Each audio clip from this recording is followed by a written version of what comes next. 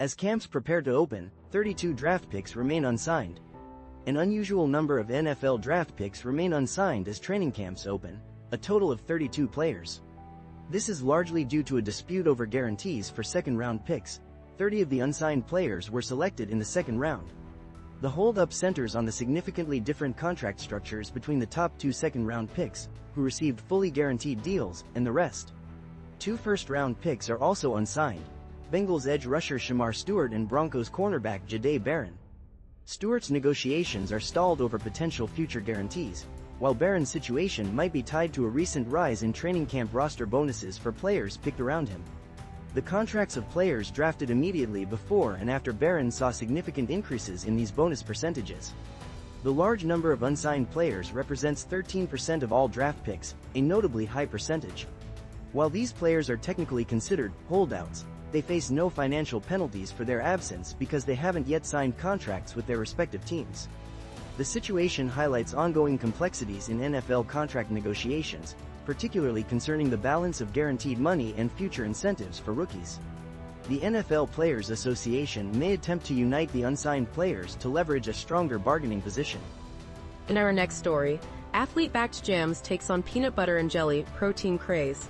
A new company, Jams, is challenging Uncrustables' dominance in the frozen PB&J sandwich market. Founded by Connor Blakely, Jams boasts a healthier recipe, free of seed oils, artificial flavors, and high-fructose corn syrup. While containing more protein, the sandwiches, slightly larger than Uncrustables, will be exclusively available at 3,000 Walmart stores nationwide.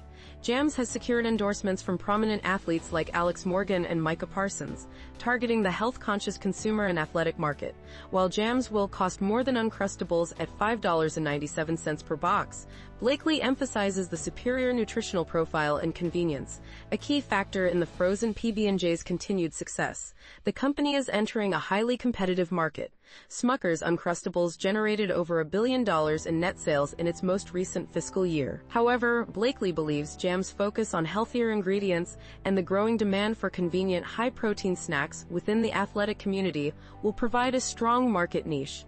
Initially launching with strawberry and mixed berry flavors, Jams aims to capitalize on the enduring appeal of the classic PB&J sandwich, enhanced with a modern, health-focused approach. The company's manufacturing takes place in Ohio and Wisconsin. In our next story, 9 dead, 30 injured in fire at Massachusetts assisted living facility, officials say. A devastating fire at the Gabriel House assisted living facility in Fall River, Massachusetts, has claimed the lives of 9 residents and injured dozens more. The Sunday night blaze prompted a massive response, with approximately 50 firefighters, including many off-duty personnel, battling the 5-alarm fire. Rescuers worked to pull people from the difficult-to-access building, some even through windows. 30 individuals, including 5 firefighters, were transported to area hospitals following the incident. While the firefighters have since been released, 1 resident remains in critical condition. Authorities have confirmed that the building, which housed approximately 70 residents, has been fully cleared. The cause of the fire is currently under investigation, but preliminary reports suggest it may have stemmed from an electrical or mechanical malfunction, rather than arson.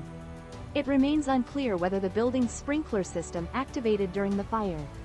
Massachusetts Governor Maura Healey expressed her deepest condolences to the victims' families and commended the bravery of first responders. She pledged a full investigation into the tragedy and called for community support during this difficult time. In our next story, Trump's 30% tariffs on Europe would effectively knock out transatlantic trade, says EU trade chief. The European Union is facing a potential trade catastrophe. A threatened 30% U.S. tariff on EU imports, set to take effect August 1st, could effectively halt trade between the two economic powerhouses. EU Trade Commissioner Maros Sefcovic warned that such a tariff would be practically prohibitive, causing immense negative consequences for both sides of the Atlantic. He stressed that the EU is committed to negotiating a solution, and will explore all options to prevent this devastating outcome. Negotiations between the EU and US have been ongoing for months, with the EU showing significant flexibility and patience to reach an agreement. Sefcovic stated that a deal seemed imminent before President Trump's latest tariff threat. The EU-US trade relationship is massive, accounting for nearly 30% of global trade, highlighting the potential severity of a trade war. Despite the looming threat, the EU is delaying its own planned retaliatory tariffs to give negotiations more time. However, the bloc is also preparing a new round of countermeasures targeting $84 billion worth of U.S. imports should a deal fail to materialize. This highlights the seriousness with which the EU is taking the situation and underscores the significant economic stakes involved. European markets reacted negatively to the news, with the Stoxx Europe 600 index falling on Monday. While the U.S. administration indicates that talks are continuing, the situation remains extremely precarious, with the August 1st deadline looming large over the transatlantic trade relationship. In our next story, Kenvue CEO Thibaut Mongon steps down. Kenvue, the consumer health company behind brands like Tylenol and Band-Aid, has ousted its CEO, Thibaut Mongon, just months after its launch as a spin-off from Johnson & Johnson. This marks the second major executive change this year, following the replacement of the CFO in May. The move comes amidst pressure from investors concerned about the company's performance, particularly within its skin health and beauty division. The company's stock rose following the announcement, with Kirk Perry, former Procter & Gamble executive, named as interim CEO. Kenvue is currently undertaking a strategic review, exploring options to improve profitability, including a potential sale of some brands or parts of the company. This review is being overseen by a special panel advised by leading consulting firms. Analysts believe the likelihood of Kenvue divesting some major brands, particularly within its beauty portfolio, has increased significantly following the CEO's departure. The company expects to report adjusted earnings in line with analysts' expectations for the quarter ending June 29. Despite this recent shakeup, Kenvue anticipates flat annual profit for the year, citing a significant impact from tariffs.